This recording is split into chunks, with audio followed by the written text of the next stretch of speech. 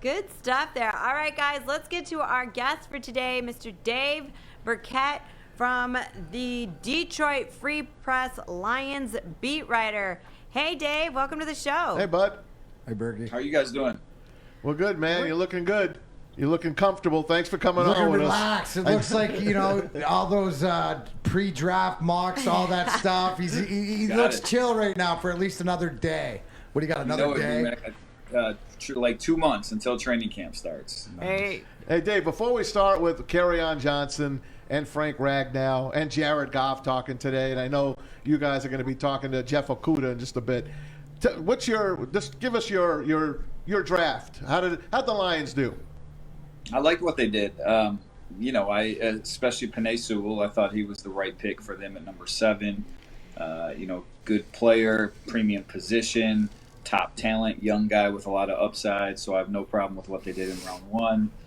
I thought maybe you could quibble a little bit with their selections in rounds 2 and maybe 3. I guess I would have liked to seen Jeremiah Owusu-Koramoah or Trevor Morgan, safety from TCU. But look, they got guys. Levi Onwuzurike was a guy that Brad Holmes had targeted. He said he was willing to trade up for him into the end of round 1. They certainly liked him.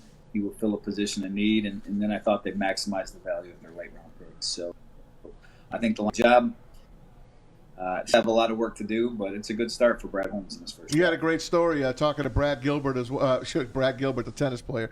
Brad Holmes, the general manager as well. What's your feel on him?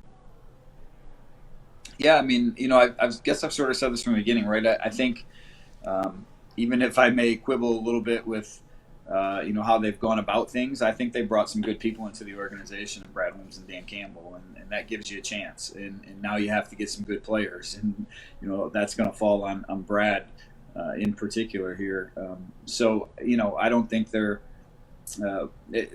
they're still headed for a tough 2021 season, I think, and they still have a lot of work that needs to be done to be this consistent contender in the NFC North that everyone wants them to be. But again, I think the ship is pointed in the right direction, and they certainly know the route that they want to take. It's just a matter of whether they can get there, because there will be some choppy waters ahead.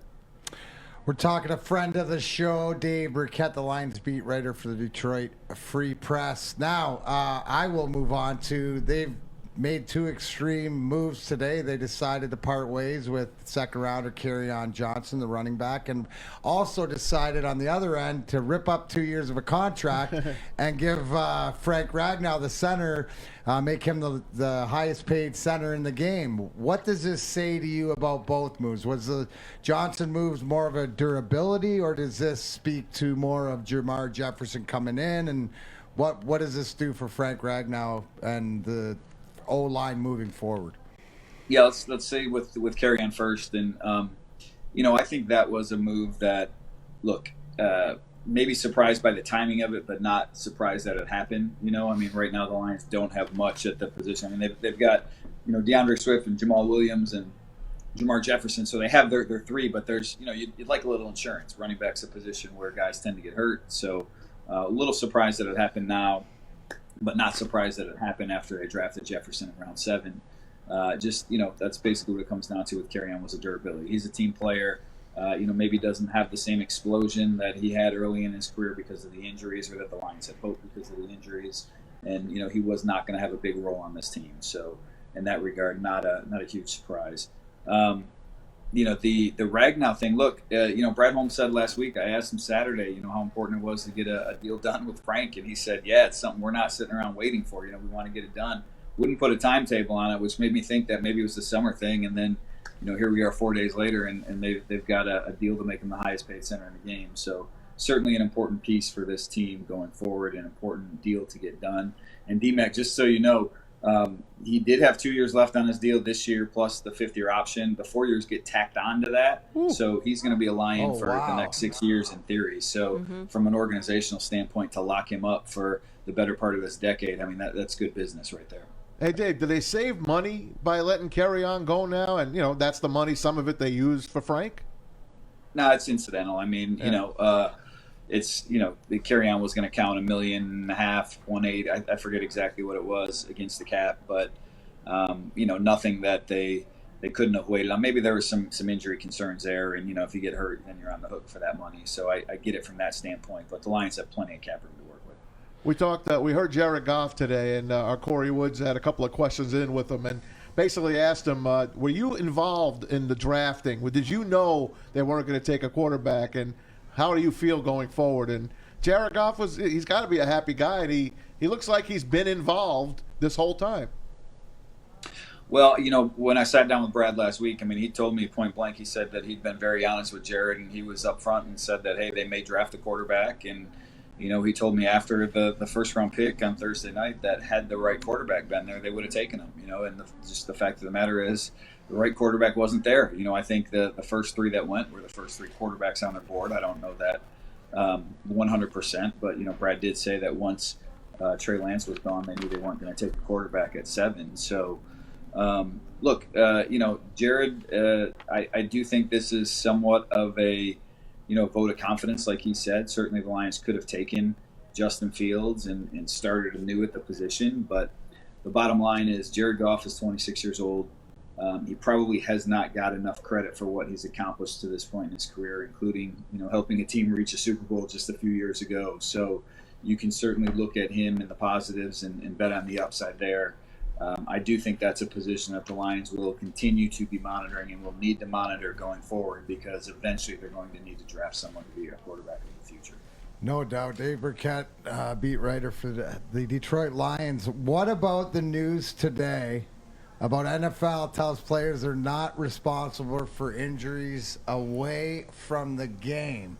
Now, I guess certain things I just took to understand in hockey, it's in your contract and stuff like this. But is this a control thing by teams to be able to have guys work out under their guys more? Or is this like a insurance thing about what we see in the world where everybody's got to protect themselves? Because why is it we hear about this now? Well, this is in NFL contracts too. This is not a new thing. Right. It just is sort of coming to the forefront now because, there's this sort of, little, mini war going on between the NFL and the NFLPA, right? We saw last month where 21 teams, or the NFLPA released statements on the behalf of 21 teams saying their players were opting out of off-season workouts. And to the right, these are voluntary workouts that do not have to do them in person at team facilities, but this is the NFL saying, this is what can happen if you don't, do your workouts with our teams, right? That when you get injured off-site, we're not liable for your contract. We can put you on the non-football injured list and not pay you your salary. So this is something that's been going on for a long time. You go back, I think Terrell Suggs, if I'm not mistaken, suffered a season-ending injury playing basketball one time, and so this has often happened, and typically, if you're a big name player, it doesn't matter. The organization is going to pay you. They can't stand to alienate you and lose you and not pay you your money. But this just seems to be that the NFLPA and the NFL are sort of butting heads right now, and this is a point that both sides are trying to claim. Power play. Yeah. Hey, Dave, if Penei Sewell turns out to be what Penei Sewell is supposed to be, this young group of Lions offensive linemen, and now Frank Ragnow anchoring it in the center for another 6 years, it's got to be, without a doubt, top 5 in the NFL. And we look at Jared Goff's stats when he is protected and he is in a drop back and he is play action. He's very good. That's his specialty. Do you think that the Lions could win more games than everyone are actually thinking that they can? I know the defense is a work in progress still, but offensively, that's a pretty good offense all of a sudden. Yeah, I don't know. I think you're right that the offensive line can be very good in time. I just don't know. Penei Sewell is still a rookie, and so there still will be a learning curve. And, we'll see who he's playing next to, Terrell Crosby or Hal Vaitai, how that shakes out. I think the Lions will have a very good offensive line in time. And they have 3 potentially, premium players in Ragnow, Decker, and Sewell. But, I'm not quite as sold on this offense. I think you're right that Goff, protecting him, that could help him, giving him a running game that should help him. But I still don't see much at the receiving core. Right. We'll see what Jared can do at the quarterback position, how well they can push that ball downfield. and then defensively, that's still an issue too. So, do I think they have some upside?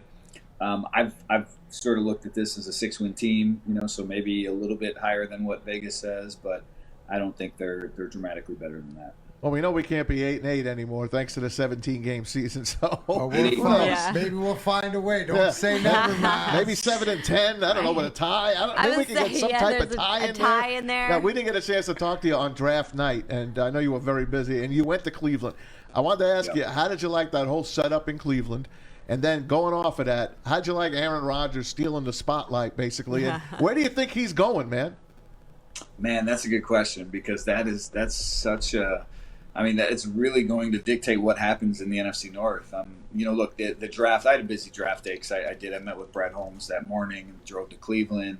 It was raining there, so I don't have much to say about the draft setup. We were inside, socially distanced. There was just – I'm in the back – stages waiting for the guy the Lions pick. Hopefully he's there and I get a few minutes with him. And of course, Sewell was in Utah, so I drove down there for nothing. But look, the Rodgers thing, ultimately, it's I think it's I can see him playing one more year in Green Bay because contractually there's just the Packers can force his hand if they want to. But look, guys, the Lions and Matthew Stafford, they did it right.